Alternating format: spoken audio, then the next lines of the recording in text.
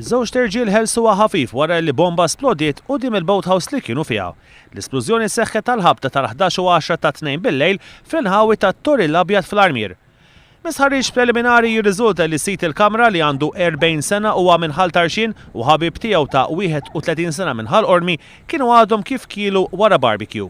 Il-pulizija qalet li iż-żewġ terġiel indunaw b'dak illi qalu kien telefon ċellulari imqabbad ma' kaxxa b'wires fuq forn quddiem il-boathouse.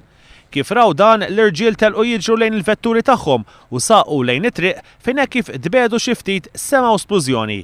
Kien hawnhekk li l-irġiel stess ċemplu għall-assistenza u wara ftit tal-ħin waslu fuq il-post il-pulizija segwiti minn membri tad-Dipartiment tal-Protezzjoni Ċivili. Fuq il-post marru wkoll il-membri tal-Explosives Ordnance Disposal tal-Forzi Armati. Iż-żewġ terġiel kif ukoll persuni oħra li kienu f'boathouses oħrajn fil-viċinanzi ma weġġawx fl-esplużjoni, iżda bħala prekawzjoni fuq il-post intbagħtet ambulanza. Dwar dan il-każ infetħet inkjesta maġisterjali fejn l-investigazzjoni tal-pulizija għadhom għaddejjin. Iż-żewġ terġiel qegħdin jgħinu lill-pulizija f'dan il-każ.